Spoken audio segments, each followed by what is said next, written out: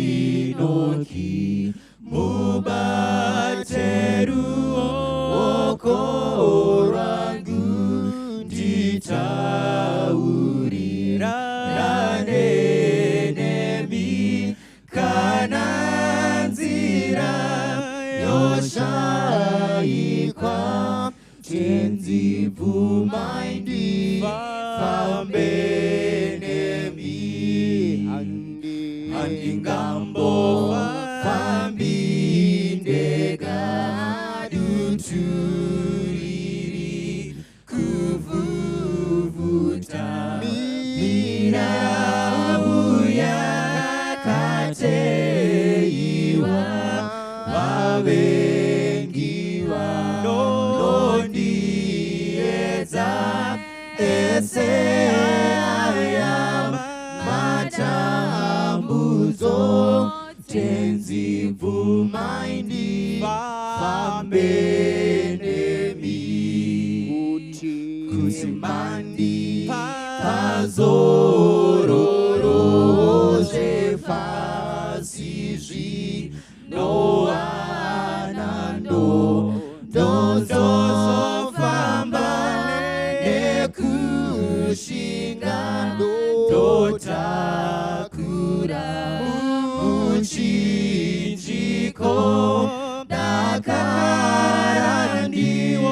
one Zioni tenzi vumaindi fambeni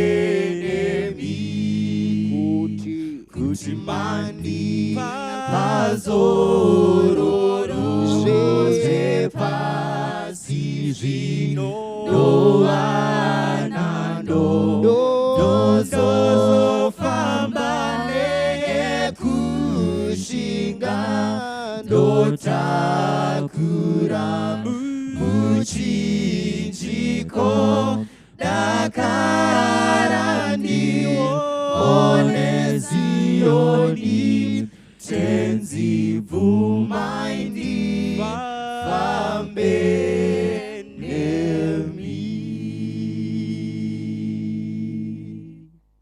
Pane nyaya inotaurwa boka remainjiniya ranga raungana vanga vagadzira chiprototype robotic arm. Saka chiarm ichi change chazobatsira mafactory kumanufacture zviri efficient and change chazoincrease productivity. Saka during the course of the development of the robotic arm, maenjiniya aisangana mulab vachiisa input yavo vachitaura kuti chaizobuda sei, chaigadzirwa sei. But zvakanotisika kuti there was an enthusiastic man angarimo, but he had no qualifications, but he had a passion for engineering. Saka pese paiungana maenjiniya aya vachiita zvavaiita, iye aiuya achingoonawo ari mumaperiferi achingoona zviri kuitika. Saka time yakasvika to test the prototype. Saka chinhu ichi chaishanda lithium switch. Saka lithium switch yaizoswitcha on the lithium battery. Saka engineer ungana vapedza chiamchiya chakutoda kutestwa. Saka vaungana vaita zvose. Vakatarisa vakaona hachisi kufamba. Ndobvotarisa futi hachisi kufamba. Earlier on murume uya angambokumbira, andokumbirawo mukana wekuti ndingodzidzawo pamakumbo enyu.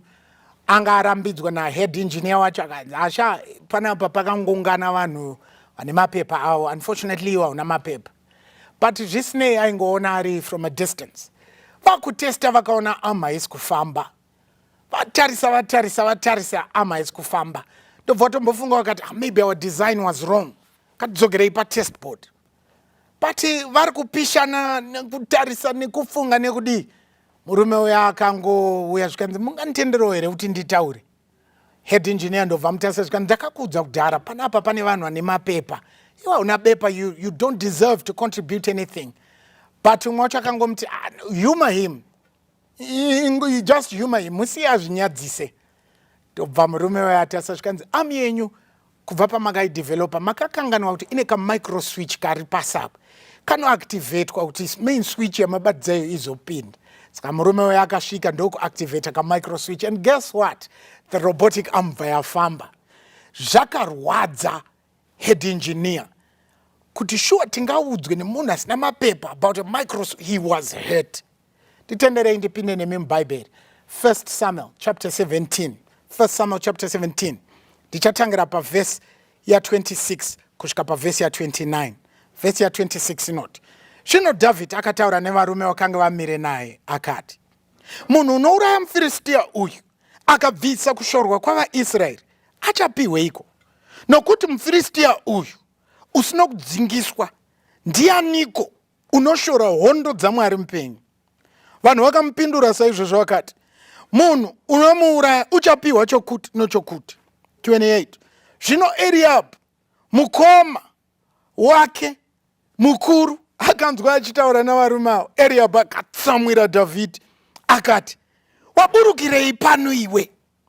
Makwai aya mashoma waasiyana niko murenje. Ndinoziva manyawi ako nokuipa kwemwoyo wako, nokuti waburuka kuzoona hondo. Dhavhidhi akati, ndadiniko hangu? Handina kungobvunza hangu here. Titenderei tishandise musoro wenyaya unoti, ko makatsamwei mukoma, ko makatsamwei mukoma. Kadzorei usi hwedu tinamati. Mwari vari kumusoro kudenga, shoko renyu raraurwa. Chidudzirai muri muoga ndiJesu tinamata, amen. Mukatarisa nyaya, it's a very common story. Inototangira chapter 16. Now chapter 16, Mwari anotaura naSamuel. Samuel, sumuka unondizodzera muprofita wandazvisarudzira, mambo wandazvisarudzira. but panguva titori mambo ndi Sauro. Samuel ndokubva pindurana naMwari zvikanzi Mwari munoziva kuti Sauro akazvinzwa izvi ndinodamburwa musoro because ndiye mambo. Mwari akati aiwa iwe chitora nzombe ukasvika unoti ndauya kuzoita feast. Saka Samuel anoteerera kutora nzombe. Chapter 16 inotiudza Samuel achisvika anodedza vakuru veguta voenda vomuperekedza kumba kwaJese. Vasvika kumba kwaJese, Jese anobvunza zvikanzi mauya murugare here? Zvikanzi tauya murugare. Zvikanzi Jese panoti auya unganidza vanakomana vako vese. Chapter 16 inotisira pachena Jese anounganidza vanakomana vake vese. Avaunganidza Samuel anoti ndikumbire ndipewo pekuti tiite mutambo wataakutamba. But chinhu chakanyumwisa Jese, ukaona muprofita waIsraeri auya 2 akabata gona ng'ombe rine mafuta. For an Israelite, he knew what it meant. Because ukaona a prophet with a horn of oil akushanyira, already you knew kuti zvakuda kuitika panapa zvine significance. Saka anopiwa, and I'm sure anopiwa a closed room. Apindamo Samuel anodedza Eliab. Eliab ndo dangwe raJese. Adedza Eliab. Chapter 16 tells us Samuel achiona Eliab akati zviro kwazvo uyu ndiye mambo asarudzwa naMwari.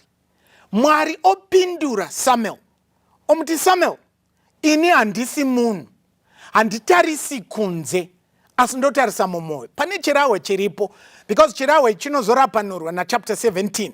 Chapter 17 inotiudza kuti Eliab, Abinadab naShama ava vanakomana vaJese vese vari 3 vaiva muhondo yaSauro. They were in the army of Saul.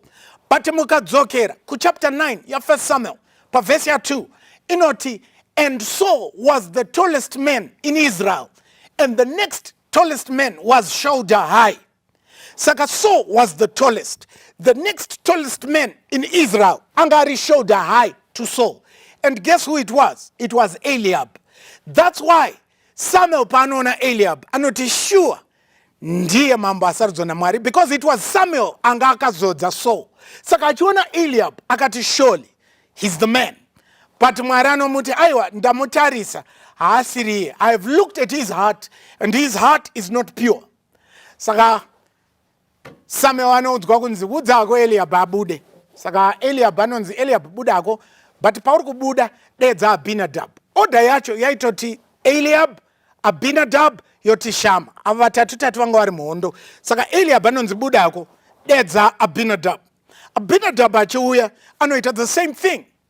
And I want to imagine in my imagination paiitika event iyi, I'm sure aiti pfugama pamberi, and I'm sure Samuel anga ine munamato wainamata. This is in my own imagination.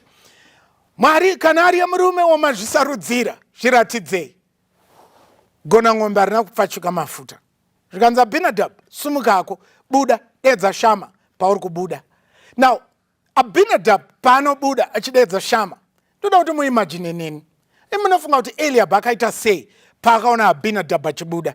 The first thing Eliab akatarisa musoro waAbinadab, because Eliab aiziva kuti mukati mune gona ng'ombe rinofanirwa kudzutuka mafuta. Saka akatarisa musoro waAbinadab akaona wakaoma. Abinadab achibuda, Shama achipinda. Shama, it didn't happen. Shama achibuda, I'm sure the two vakaita the same thing. Tobva muti uya kunotone musoro, vaona musoro wakaoma. But Bible rinoti Jese akapfudza vanakomana vake vose vari vanomwe, gona ng'ombe harina kudzutuka mafuta. Now I want you to imagine with me. Samuel anoti kuna Jese, ava ndo vanakomana vako vese here? Jese anopindura zvikanzi kwasara 1 mudiki, 2 anorisa makwai. Handizivi why baba vari kuisa title nejob occupation. Handizivi why, because mubvunzo ringo ndo vanakomana vako vese here? Answer yaidiwa is no, kwasara 1. But anomuqualify ne-age ne-occupation. Zvikanzi number 1, he's young. He's not even a man, he's a boy. Number 2, anofudza makwai. Meaning, he does not deserve to be here. Mamuchiziva here kuti muupenyu hwedu kune vanhu vanotarisira vamwe vanhu pasi wovazera kuti uyu haakodzeri kunge ari pano. But little did they know, samwe vanobva pindura zvikanzi hatisi kugara pasi kusvika mukomana adedzwa. Now mukomana atoiswa job qualification nababa, anorisa makwai. Now makwai munguva iyi mukaverenga Genesis yenyu, madzikoma aJoseph kwaisafudzwa zve30 minutes kana zve1 hour, waigona kutoenda weeks kana months uri away uchifudza. Saka David at this time he's away, saka kunotumirwa mutumwa kuti anodedza David. Mutumwa ndobva amhanya asvika kuna David, David uri kudiwa kumba, ndobva vadzoka. Vachidzoka bhaibheri rinoisa futi pachena chapter 16. David vasati vatombogara pasi, samwe vanobva ati uya kuno. Now, ndoda kuti muimagine neni for a minute. David achisvika, bhaibheri rinototi hapana kuwana nguva yekuti ambogara ature befu amwe mvura hapana. But imagine neni paanosvika pachivanze chababa wake, paanoona Eliab, Abinadab naShama achiziva kuti vatatu ava vari muhondo yaSauro. David obva aona Samuel akabata nyanga ine mafuta. Something clicked in his mind kuti pane something chiri kuitika pamba pano. Now anonzi uya kuno. Asvikapo, in my imagination, pese Samuel paanga achinamata anga achiti Mwari kana ari murume wamazvarudzira, but baba vaqualify uyu haazati ari murume chikomana. Saka ndoda kuti muimagine nini munamata unonamatwa naSamuel noti Mwari kana ari mukomana. And I'm sure mupfungwa dzaSamuel akatanga kuti but Mwari mafanizi enyu, he's just a boy, he does not deserve. But little did he know, Mwari atarisa moyo nokuti anonzera moyo sebhuku. And David's heart was pure. And guess what? Asati apedza munamato, bhaibheri rinoti chinhu chakadzutuka, mafuta akabuda mugona ng'ombe. David ndokubva azara mafuta. Now I want you to imagine David panobuda reaction ye7 my brothers kunze, because vanga vachitora mukana wekutarisana musoro. Pawanoona musoro wa David wakazara mafuta. What do you think happened in their hearts? So I'm sure, because chapter 16 inopera paine conflict between Israel and Philistine. Now, ipapo immediately in my imagination, I'm sure, because Eliab being the firstborn, rekanibva kufundira firstborn, kana wanga uri firstborn kwa Israel, inheritance ndeyako, my blessings ndeyako, zvese zvinoitika pamba ndezvako, because you are the eldest. Saka for Eliab, he thought because he's the oldest, zvese was supposed to be his. Saka paakaona gona ng'ombe risina kudzutuka mafuta, I am sure in his mind akati something should be wrong because I'm supposed to be the one. But little did he know, his heart was not pure. Saka David kabuda karikuona madzikoma ari kushamiswa vhudzi rakatota. Now panopera chapter 16 inopera David adzokera futi kumakwai. And you come to chapter 17. Chapter 17, there is a war between Philistine and Israel. And vari muvhali inonzi Ela. And guess what? Vari muvhali inonzi Ela. Ma Philistines are ku one side. Ma Israelites are ku one side. And chapter 17 tells us kuti pane 40-day deadlock. And each time Goliath would stand, because Goliath aisumuka katu pazuwa, aisumuka the time of the morning sacrifice, and aisumuka the time of the evening sacrifice. And by sumuka, Israel will be distracted. They would not offer the first prayer of the day, and they would not offer the last prayer of the day. Why? Because pasumuka witakwi. And mufundi we Bible anoti Israel yaipinda mvura pachishona pedu manzwa zvataura, because vese waiwanda.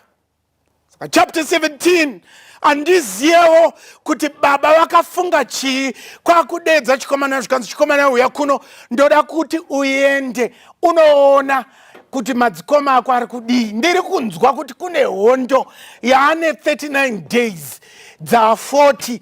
Ndiri kunzwa kuti pane deadlock, but dai tatine nguva tambofunda ndibaba rudzii vanotumira chikomana kuhondo. Kana Jacob airamba nechikomana Joseph chine 17 years, airamba nacho pamba kuti chisaende kunofudza makwai, but baba ava Jesse vari kutoratidza kuti David anenge anga atori younger than Joseph, but yet he has the audacity to send him to war. Dai tine nguva tamborapanura ipapo, but David obediently anoti baba ndoenda ndokurongedzerwa chikafu ndokuenda kuhondo. Dai ari nhasi handizive kuti madzibaba mangani aitumira vana vavo kuUkraine kana kuRussia kuti visa rabuda chienda kuUkraine. If anything you'd do waitodzora mwana wako kubva kuRussia kana kuUkraine, but Jesse anotumira David, a boy, to war. And David obediently he goes to war. And achisvika kuhondo chapter 17 inoisa pachena, akasvika iri nguva ya Goliath kuti asumuke. So this was the time of the morning sacrifice. Now verse 8, Goliath anoshouta something amazing. Chikanzi imi Israel seiko mazviunganidza kuti muye kuhondo, handisi kuda kuti mufe, ndipeiwo murume. And if you notice, Goliath asks for a man, but the humor of God sends him a boy. Hallelujah. When you think you have it, you are asking for a man, God will humor you and he will send a boy. Now chikomana chinosvika chakatobata mapasuru ndo vhesi ya 26 na 27 zvikanzi by the way, time yasumuka Goliath, Israeri yawanda mumapako. Ndobva chasvika chikomana zvikanzi imi muri kuti izvi ndo zvazvichiitika. Murume uyu ari kusumuka achimhura Mwari wekumusoro kudenga. Imowanda chichi chaitika kune munhu anouraya murume uyu. Now I want you to see the foolishness of the soldiers.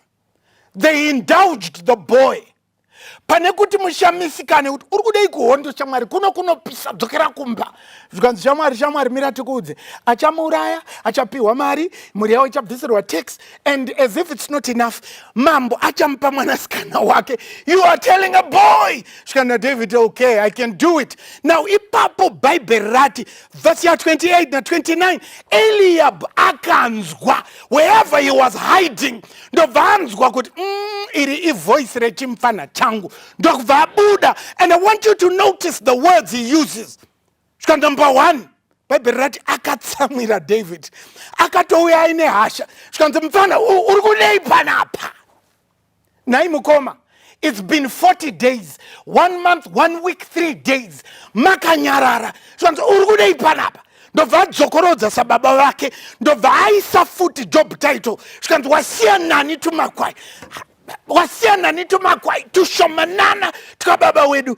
Doziya une manyawi, moyo wako wakai mukoma makatsamwei nai mukoma makatsamwei masvika kumoyo makazotanga rini kunzvera moyo. Akuudzai kuti moyo wangu wakaipa ndiani.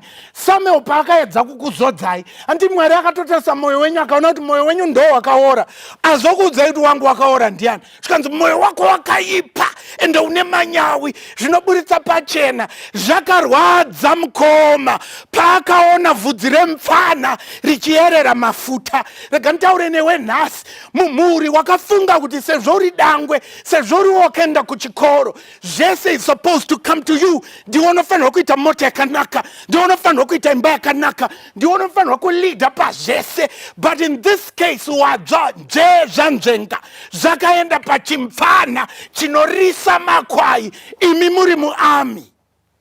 So it's evident Eliab was disturbed, and in fact ukafunda varare kuti his anger was kindled.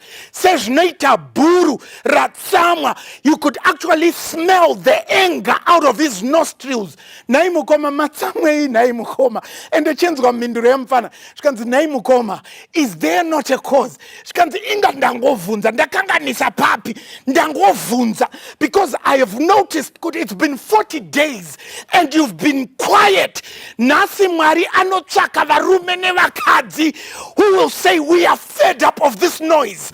I cannot keep quiet. But kuna ana mukoma wakakutangira.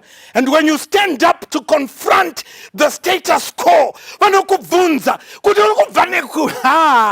Anyway, umbori nechi mapepa ako sa head engineer akatarisa murume aiti ndodawo kudzidza zvikanzi pano ndepe mapepa. And vana mukoma Eliab vanoti vakakutarisa wati mufana uri kubva nekupi. Number 1, you are young. Number 2, uri murisi wemakwai. But hamusi kuziva mukoma. Mweya wa Mwari ugere pamusoro pangu. Hallelujah. Kana mweya wa Mwari wagara pamusoro pako, age is nothing but a number. Kana mweya wa Mwari wagara pamusoro pako, experience ceases to exist. So Eliab ari ipapo David anongomudza zvikanzi mukoma, andinga waste mhaka nemi. Imbondimira, you've been quiet for 40 days. 40 days mamuchisiya mufiristia asina kudzingiswa futi achimhura zita raMwari. Imunoziva kuti tinobva kumhuri inonamatwa naMwari. Sei makanyarara mukoma? Ndibvirei apa. David kwakutomuignore. And guess what? Musoja anoramba achientertaina David. Zvikanzi mbana, nyaya yako ndainzwa, mira ndinoiudza mambo. And he goes and rehearses this before the king. Now Bible in chapter 17 rinoti musoja akaenda akanoti, mambo, pane mufana wa Eliab, Abinadab naShama. Aripanze atane solution. A young boy has a solution to the whole nation. Hallelujah. When the Spirit of God is upon you, unogo na kuunza solution for the whole nation, yet you are a boy. Mambo kwa kuti matikudi zvikanzi mufana ari panze zvikanzi munze kunoku mukomana ndoko misiko pamberi pamambo. And I want to imagine mambo anga achiri akawanda mutende kana mubako rake zvikanzi mufana ndiri kunzwa kuti uri mufana waEliab, taura ndinzwe nyaya yako. David vachasumuka zvikanzi mambo, raramai nokusingaperi. Mufiristia uyu haana kudzingiswa. And I understand it's been 40 days, 1 month, 1 week, 3 days. Muchizisiya izvi mambo. Let no man's heart fail. Inzwa mashoko acho. Let no man's heart fail. But you are a boy. Zvikanzi mambo, nditenderei ndidhile naye. Endoona kana njere dzarasika mambo kwakutoti mfano wandiconvince but uyu CV rake akatanga kurwa ari jaya. David akati nditariseiwo futi baba wangu nemukoma wangu wese watondiqualifya, nditoriwo jaya paakatangira ndopa ndikutangira, nditenderei. Now mambo anoti imbondipa nzwisa yeCV yako. Zvikanzi mambo, kwakauya shumba ikatora kahwai, but manzwa mukoma achitoti tushoma. Saka ndakataurira neshoma ndikati unototanga wadya ini because tushoma. Ndakaibata ndebvu ndobva ndaiuraya. Na Sauro, okay. Kaita sei zvikanzi kukauya bere. Rikaita the same, ndikati bere makwai mashoma unototanga wadya ini ndakariuraya. Saka mufiristia uyu ari panze mudiki, haasviki pabere, haasviki pashu.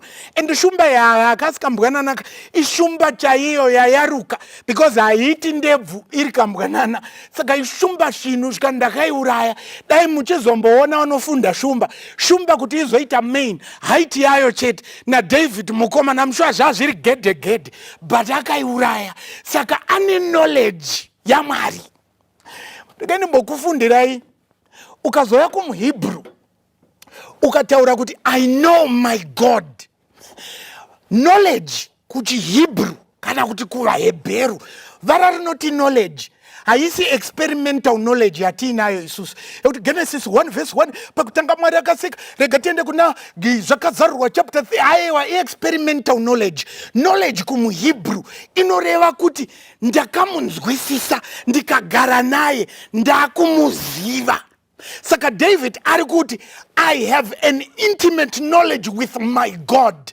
No situation can deter me Saka kumHebrew vara rinoti knowledge rinofanana nekuziva kunoita baba mukadzi wavo, ndokumuziva. Saka kuchishona ukati unoziva here mukadzi wako, oti hongu, uri kuti kana bundu riri kumusana kana dzvanga riri kumusana ndoriziva. Saka David ari kuti the experience I have with my God, I know him so intimately zvekuti huita kuiri panze haindivhundutsi. Zvikanina so mfana wandibhilivhisa but ndikazoitiwo suicide yekukusiya kuti uende usina mira ndikupe nhumbi dzangu dzekurwa. Mambo ndimi tallest man muIsraeri, ini ndatoiswa pachena namukoma nababa kuti ndiri mfana, ndingakwana here hembe dzenyu. Sauro kwakumupfekedza breastplate, helmet, kwakumupa shield nesword. David kwakuti 1 step 2 step zvikanzi mambo ndinotenda chirango chasvika, asi nditenderei nditenderei ndiite zvandajaira. Kandibotaura newe, kuna ana mukoma vanoda kuisa experience dzavo pavatsva. Musati force experience yenyu, titenderei te experience yeMwari tichitungamirirwa naMweya Mutsvene. Zvamaka experience kare Mwari aiva nemi, nanhasi Mwari anesu. Titendereiwo Mwari ashande nesu tiri muma experiences edu. Zvanza mambo ndatenda hangu asi ndisiyei ndiite zvandajaira. Kampana ndobva kabuda. Now mukaramba muchifunda verse 40-41 inoti David akabuda and he chose 5 smooth stones. Ariti and he picked. Pane musiyano pa picking and choosing. Vazhinji pazvinhu zvaMwari we pick, we don't choose. David chose 5 smooth stones. Choosing ine zvinhu 2 mukati mayo. Ine analysis and thinking. Saka before you choose, you analyze, you think, you analyze, no choosing. Picking is careless. That's why ndikakuti pick 5 stones. But if I say choose, you think and you analyze. Yashika nguva yekuti titange kuchuza zvinhu zvaMwari. Let us not pick. David apika, achuza, anoisa mubhegi rake. Ndobva atobuda ndokutanga kuimba rwiyo. Zvikanzi munouya kwandiri mukoma. Muine spear, javelin, shield, sword. Asi inini ndouya kwamuri muzita raMwari wekumusoro kudenga kakuvhiridza, kachivhiridza kanotumira dombo. Umwe munyori achinyora anoti dombo iri rakatungamirirwa naMweya Mutsvene himself. Ndobva rananga rakati isa hatisi kunanga pagumbo, hatisi kunanga padumbu, hatisi kunanga paditi, tiri kunanga pamusoro. Ndokusvika ndokumuti pahuma ka. Now science inokudza kuti chinhu chikakura unofanira kudonha nedirection yeforce. But pane chinhu chakashamisa musu. Achirohwa musoro Goliath aifanira kudonha nenhendesure, but something amazing, anodonha nekumberi. But David haana sword, David haana shield, David haana breastplate, David haana anything. Ndobva svika ndokutora sword raGoliath, ndokurisumudza, ndokumugura musoro. Agura musoro ndokusimudza musoro. Remember mubani ndokusimudza musoro. I'm sure kakatosumudza neboth hands, ndokusimudza musoro. Handisi kuda kuti tifokase pana Saul, ndokuti tifokase pana mukoma Eliab. Unofunga kuti mukoma Eliab wakadanidzira kuti kudii? Wachiona musoro waGoliath wakasumudzwa nemufana. I am sure Eliab akati Abinadab, Shama, uyaimone mufana. I'm sure akatanga kuti mufana wangu makuzofara nhasi mukoma, koma makatsamwei mukoma. Nhasi uno Mwari ari kutsvaka varume nevakadzi who are ready to defend God's name, who are willing to lay down their lives for God, and God will give you the strength. Regardless of your age, regardless of your experience, God will give you the power. And one thing, He will use your enemies' weapons against themselves. And I'm sure Eliab akatanga kufara mufana wangu guys, mufana akuziya ma-benefits achauya kumhuri, but ma-benefits awika kana pasina munhu ari willing to stand and challenge the status quo. Mwari ari kutsvaka nhasi varume nevakadzi who will challenge the status quo, who will not remain quiet. Soko raMwari richitsikwa-tsikwa. Is it your plea? Is it your desire? Not Mwari, I also want to be like David. I want to defend your honor. I want to defend your name. No matter the cost, kana upenyu wangu, I'm willing to lay it down for your cause. Kana uripoka daro, namata nini. Mwari wari kumusoro udenga. Tendwai rumbidzwai. Nokuti nyasha dzenyu dzinogara nokusingaperi. Tinodawo moyo wanga uri muna David. A man after your own heart.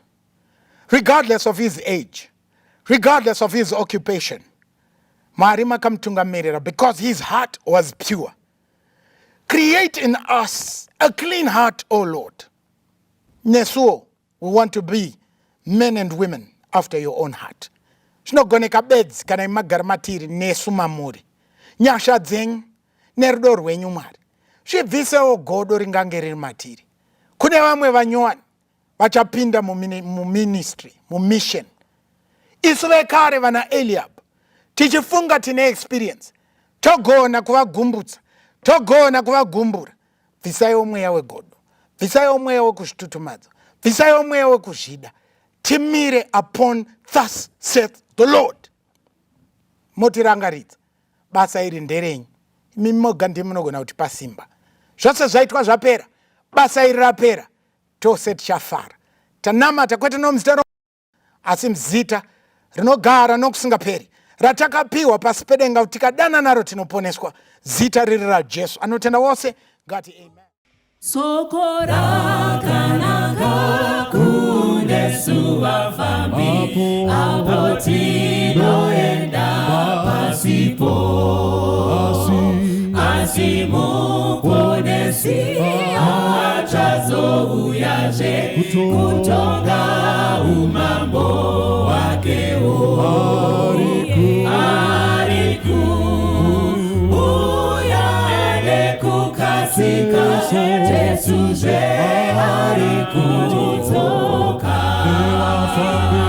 nevafambi vake vachazotorwa apo Jesu ouya. Makuwa ekare apo vanorara vafambi vakafa na Kristu vachazarurwazve vanhu vanomuka vachapona pamwe naJesu ari kuuya nekukasika Jesuzve ari kudzoka nevafambi vake vachazotora apo Jesu ouya. Tichasangana kumusha wekudenga tichaimba nekuponeswa vaponesi vachabva pasi rese vanamate mambo wedenga ari kuuya nekukasika Jesuzve ari kudzoka nevafambi vake vachazotora apo Jesu ouya. Haleluya, amenizve haleluya, nekudawira tichasvika namata simbira kufara dakara topfeka mbiri yekudenga ari ku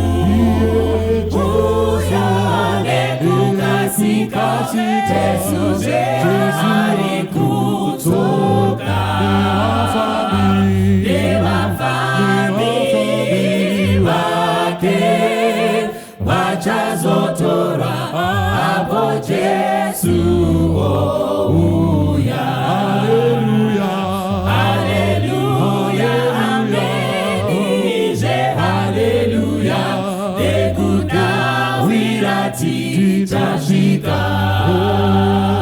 na matasimbira kufaradakara topeka birie kudenga ariku uya dekukasika Yesu je ariku toka dewafani wake wachazotora hapo je